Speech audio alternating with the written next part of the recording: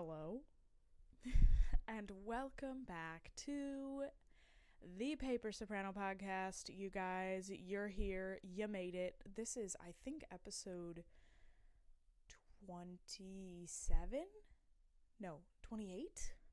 What the heck?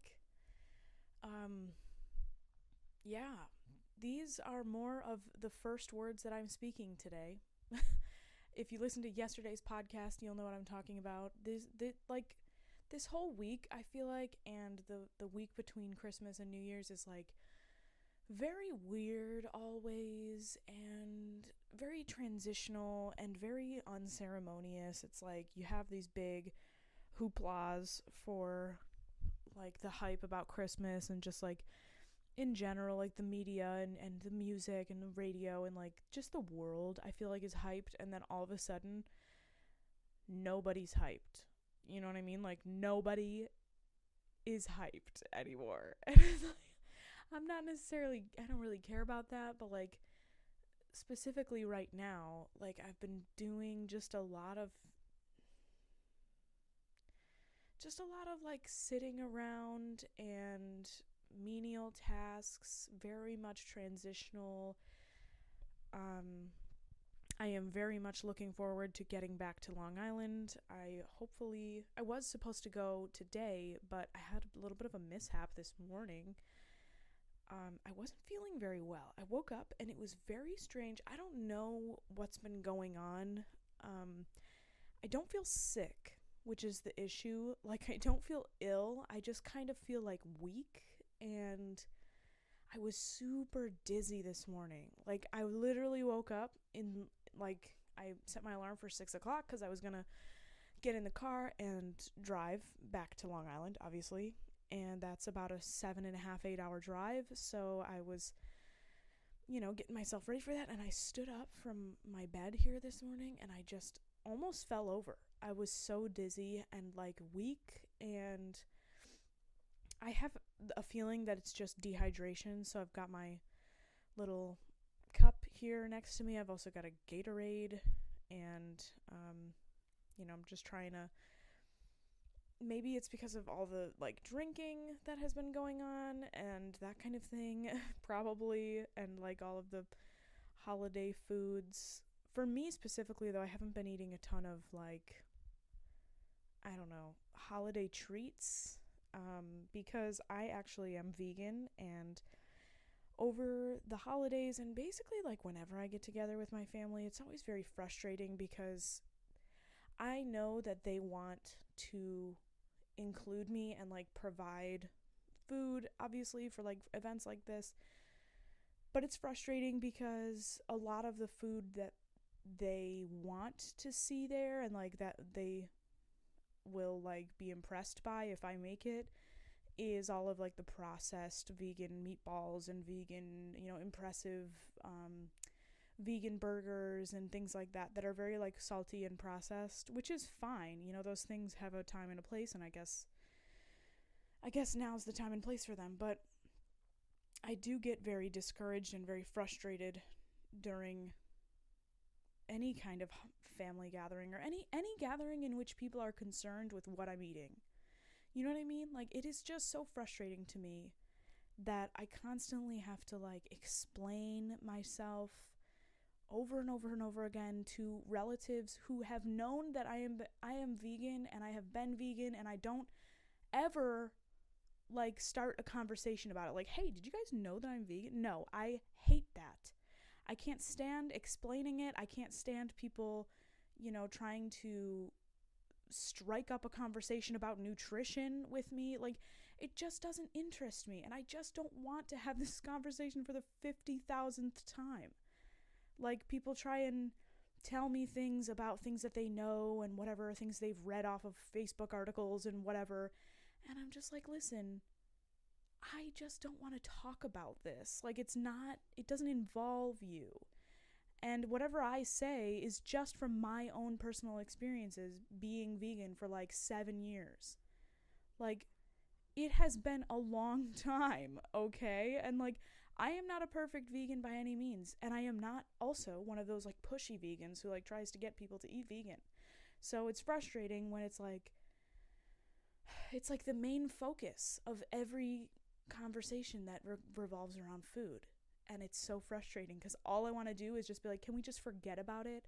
I will provide for myself, and I don't want to have this conversation. Like, it's like the only thing people can talk about when they talk to me is like, if we're eating something, like, oh, so why are you vegan? I just could never do that. Oh my God, I just could never.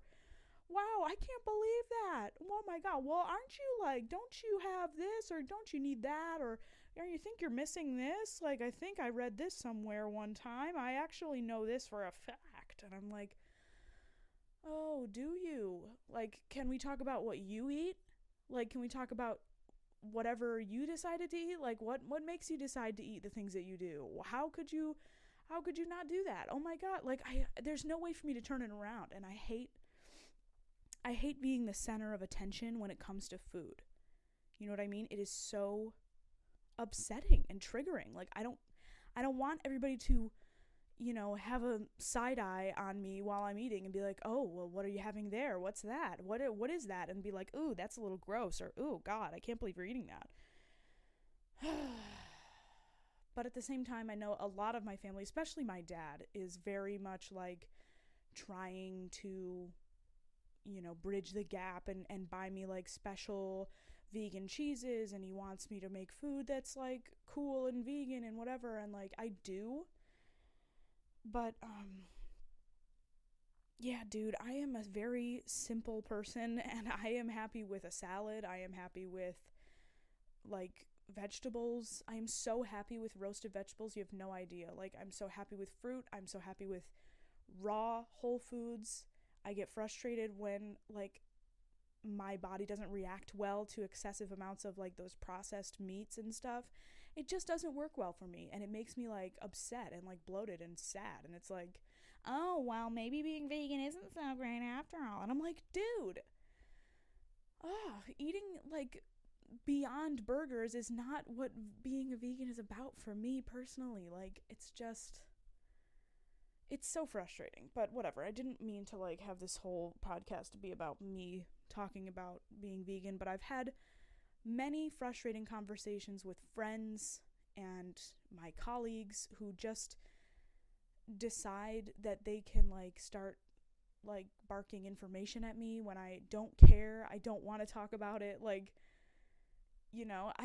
it's just something it's just a part of me. I've been a vegan for a very long time.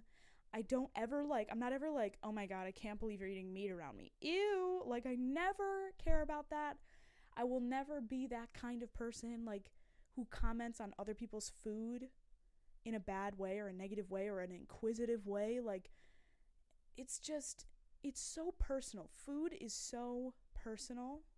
And I find that when people comment on my choices or my food or, whatever I am choosing to do, it's like really frustrating sometimes because those people project their choices on you, and they project their own insecurities on you, like, it's just very frustrating, and it's a lose-lose situation.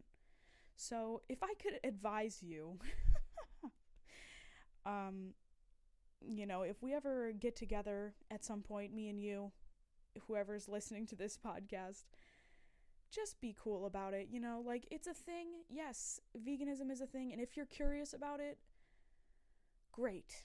Look it up on the internet, like YouTube it or Google it or something, because I am so tired of having this conversation and so tired of coming away from the conversation being upset. You know what I mean? And it is not my fault. Like, seriously, I do not ever approach these conversations with malice or whatever, but I feel that sometimes people approach vegans with nastiness, and veganism has a very bad rap in the world. It's like people think that they're crazy and they're psycho and they're like, trying to convert you, and they try to make you feel bad, and they try to make you, this and that. Oh, well, you don't, and it's like very defensive, and I just don't want to talk about it. You know what I mean? Like, just let me live my life, and we don't have to have an argument about it, because that's always what it turns into. no matter how open-minded you think you are, you have these preconceived notions about veganism, and you have preconceived notions about food in general, and it's just a very personal thing. It's like talking about religion or something, or it's like talking about politics. Like, everybody has their very specific set of understanding and personal experience, and food is no exception. If you never grew up, eating lamb kebabs, and you go to like a street fair or something and you see a big lamb leg on a stick, you're probably going to have some dispositions towards that versus like seeing a chicken in an oven. You know what I mean? Like, you have different ideas of food, just like if somebody talks to you about eating like veal or tripe or stomach of an animal or brains of an animal or whatever, like, for the people who enjoy those things, that's just like their culture, and like food is so personal. And it's the same thing with veganism, like, I have had many experiences in my life where I have made these choices, and I have a set of standards for myself, and I have a set of rules for myself that I personally abide by, and I don't expect anybody else to abide by them. You know what I mean? Like, same thing for my political beliefs and my spiritual beliefs, like all of those things. So I guess what I'm saying here is, like, it's so frustrating to have to go back and forth with someone about something so personal when you know that it's not really going to be productive, and then at the end, you're still going to have to eat in front of them, and it's still going to be a thing time and time again. Like, if you talk about politics with someone, you're not going to have to, like, bring that up ever again, or if you talk about religion, you can have a big spurt and not have to talk about it ever again, and it could be like that one time that you got into it at around the campfire with so-and-so, but for me, it's literally every single time I eat around someone. It's like every single time. So it's just consistent. And I accept the fact that people are just going to constantly ask about it. Like, somebody the other day was here, and she was asking, I forget who it was, but somebody was asking me about something, and then I was like, oh, well, I really don't want to talk about it. Like, it is what it is. And they were like, oh, well, I didn't mean to offend you. It's like, dude, I'm not offended. It's just, I just don't want to talk about it. Like, I have boundaries. Like, I have conversational boundaries.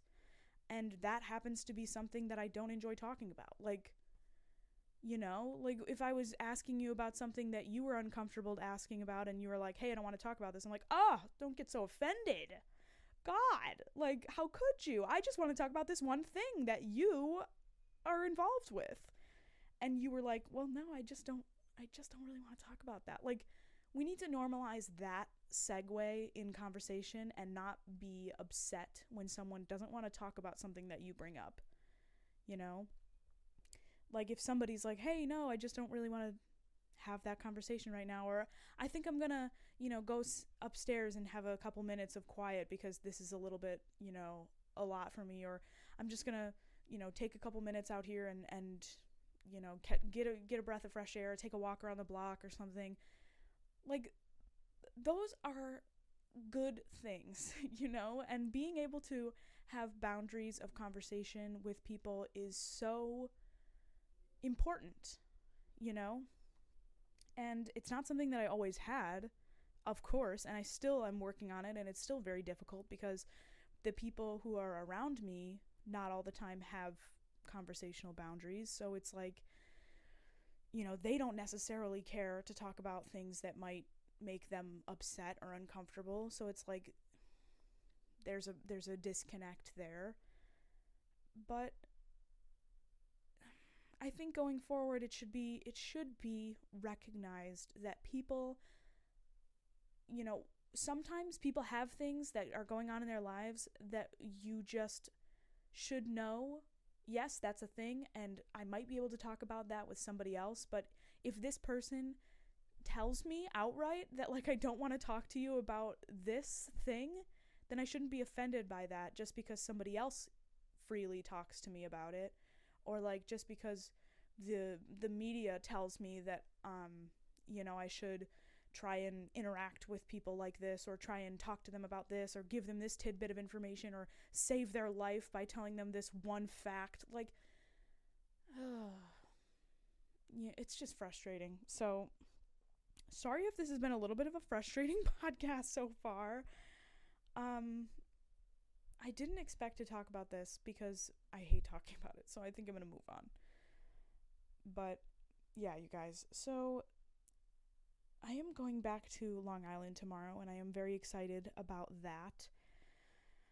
Oh God, I there's just something about being in my own space, and I am a little bit nervous just because January is notoriously a difficult month for me as like an academic, and if you are in an academic field, you might feel the same way. I don't really know.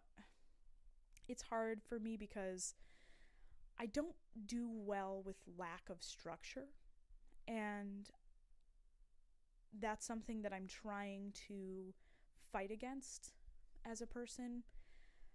I do great. I do superbly in like extremely structured environments where I have to be somewhere and I have to show up, and I'm very rarely late. I'm very rarely unexcited to go somewhere or do something. I'm there early. I like to be places and show up to things, and that's just, I don't know, that's just the kind of person I am. Like, I like doing things, and when I have this freedom of time, this like, I can do whatever I want with my day. I can do, there's all this openness. It's kind of like painting. Like, if you're staring at a blank canvas, like, sometimes you just have no idea what to do, and you just stare at the canvas for hours and you just don't do anything specific. So I am trying to combat that, and I actually packed up my karate gi, my uniform, and I am hoping that I can get myself back into some kind of structural practice of karate. I contacted my sensei from a couple years ago and was hoping that maybe he could do like online, like virtual stuff, because he's located here in Hamburg and I would be on Long Island, of course. But yeah, I don't know. I like that structure of having a teacher and having somebody to bounce ideas off of and talk to. You know what I mean? I don't know. Does anybody else like experience this? Like, some people are so good with being by themselves and not having a teacher. You know what I mean? Some people are so functional just being totally set free in their studies, and I envy that for sure, because it works for me because it has allowed me to be excited about school and wanting to be in school and wanting to continue to be in school. You know what I mean? But in a lot of ways, it has been a hindrance to me in my downtime, because it's almost like I wish that I had like a life coach with me at all times, or like somebody who would have my absolute best interest in mind and just be with me at all times and be like, hey, you should do this, or maybe you should do this, or and just be like planning for my immediate future self. You know what I mean? Like, that kind of person. Like, not an assistant, not somebody who I would have to tell what to do all the time, but somebody who would suggest to me, hey, maybe you should do this, or maybe like pick up a book for 20 minutes, or let's like go for a jog around the block, or let's do a smoothie for breakfast. You have all the ingredients. Like, somebody who just has my best interest in mind at all times. And some of you are probably listening to this and being like, oh, Heidi, like, you should be able to do that for yourself. Like, don't you have your best interest in mind for yourself? And the answer to that question is no, which is really sad. But I have this terrible habit of self-sabotaging and doing things that are not in my best interest, which is really bad. And I don't know where it comes from, but like it's a real thing. So I am trying to amend that trait that I have, because I think deep down we all have our best interest in mind, and it gets clouded by, like self-image or depression or anxiety, and it's like I have to like dig down to really find it and get rid of all of the things on top of it and deal with them, not just like throw them away, because they're never going away. They just have to like acknowledge those like depression and anxiety and my OCD and whatever, and just really minimize them so that I can see the main goal for myself that I know that I have. Everybody has it, you know what I mean? Like it's hard for me to describe, but I have this feeling that all people are innately like trying to survive. You know what I mean? Like we're all trying to persevere in life. And that's just how like humanity has risen to the top of the food chain, I guess. But like we all have that survival instinct and that thing that's going to keep us going. And sometimes it manifests in a bad way, like the survival instinct where it's like you're constantly stressed and you're constantly on like fight or flight, or you're trying to constantly be ready for danger or whatever, but it turns into anxiety, and it turns into constantly wanting to lay down or not do anything, or you're stressed about this but you also have no energy. And it's like, I know that those things they're trying to help me, like those reactions, like my nervous system is trying to help me and wants me to survive, obviously. And it's weird that it manifests in these ways. And I'm trying so desperately. Maybe I shouldn't try desperately. Maybe that's part of the problem. But like I am trying actively to make myself know that like I am safe in general, and I have general things that are going to help me survive. And it's more of like convincing my mind that I don't need to be in this survival mode. Obviously it's been different for this year, but like in general, like I've been struggling with this for my whole life. Like, and I know that comes from like childhood trauma and trauma in general, that your body is just in this state of survival in terms of your nerves and your reactions to things and whatever. So that's your daily dose of therapy. My therapy, not yours. Like, yeah, it probably has nothing to do with literally anybody else, but here we are. And yeah, you guys, it's been an interesting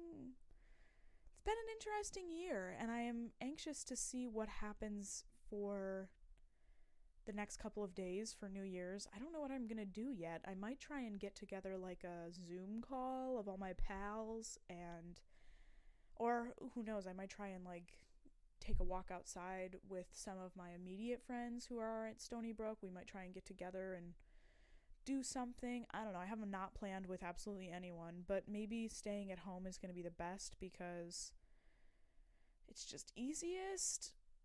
But also, like, it's been so many nights of staying at home, and we deserve a little change, and we should, if we're masked up and outside and just enjoying the winter brisk, then I think that it might be okay. But yeah, I talked about this on a couple episodes ago, that I really like New Year's Eve and Halloween. Like, those are my two favorite holidays. And I think it has something to do with the fact that it's like they're a big like dress up holiday, and I like getting dressed up, and like it's a big ordeal for that, but it doesn't have any like big connotations in terms of the party.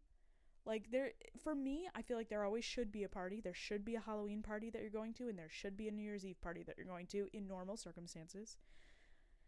But there's no, like, you have to go to church, or, like, you have to, do this thing, or you have to have this meal, or whatever. You know what I mean? Like, it's open canvas.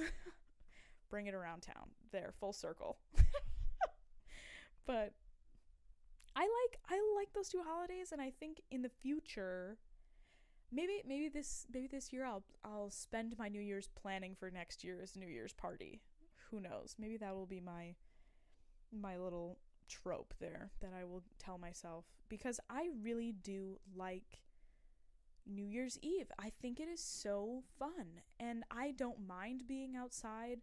I don't mind being, spending time outside if I'm appropriately dressed. So, like, if I have boots and snow pants on and whatever, I'm not gonna have a difficult time being out in the snow.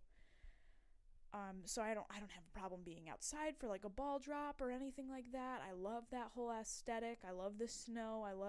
I don't love the snow, but, like, I like the snow in small doses. And I love the idea of, like, champagne and drinking with your friends and just hanging out. Like, there's no expectations. You're literally just there to have a good time. And same thing goes with Halloween. Like, nobody's there to, like, there's no real, like, gift giving. There's no food expectations. It's just, like, we're just hanging out. And, like, yeah, I just love that. And it's so frustrating to me that in the past couple of years, I have not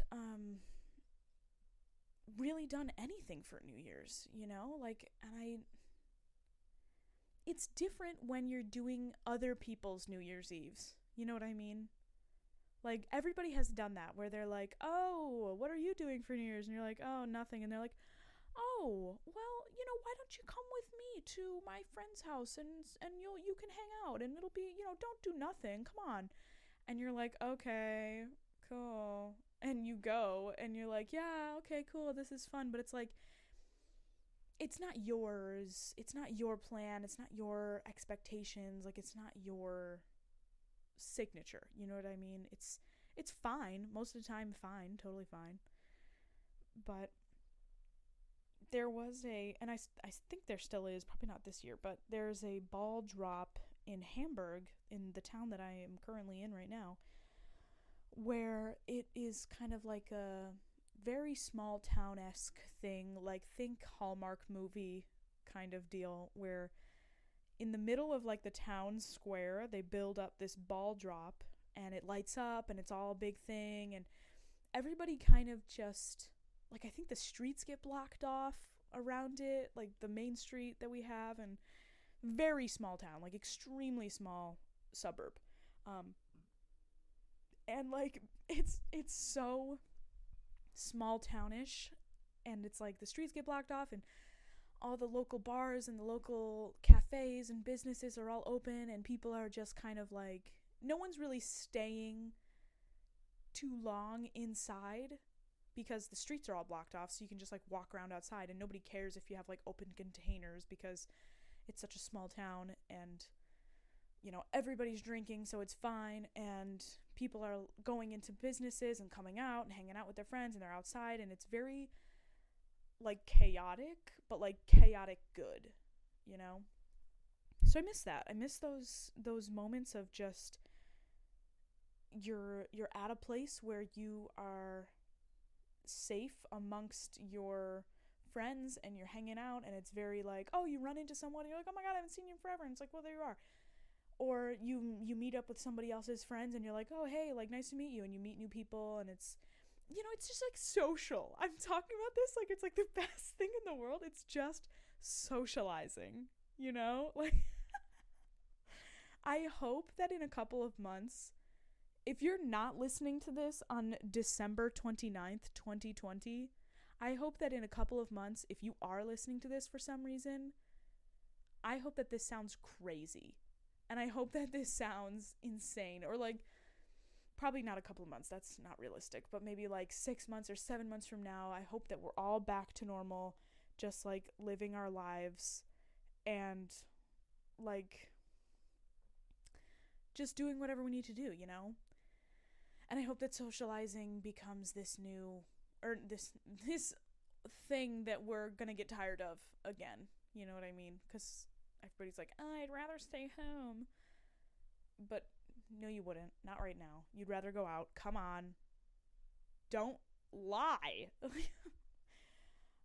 Also, this is not a news station here, but I just got a notification on my phone about a new strain of COVID. Yay, and the US confirms their new case, the first new case of COVID. There was a new strain that started in the UK, and now I guess I just got a news alert from, I think it was CBS, NBC, CNBC. I don't know how credible that source is. Please do your research. This is not, I repeat, N-O-T, not a news podcast by any means, so do your research on that. I just got that notification, and I will be reading up on it after this. But yeah, oh God, it just, yay, oh God, I hate it, I just,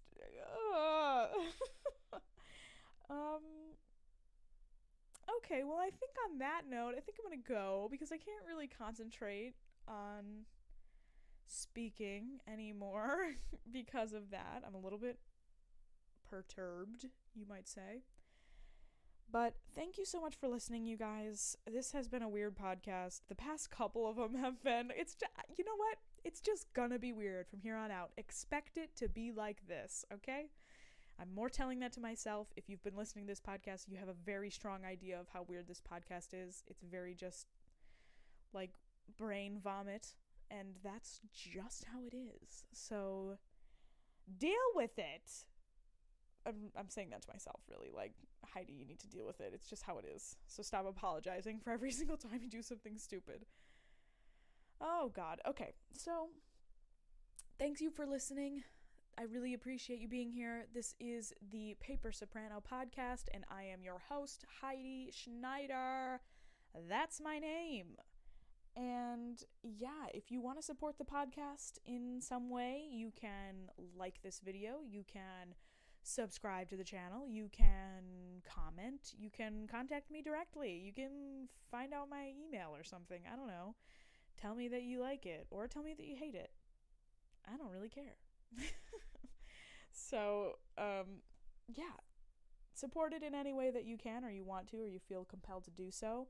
No pressure.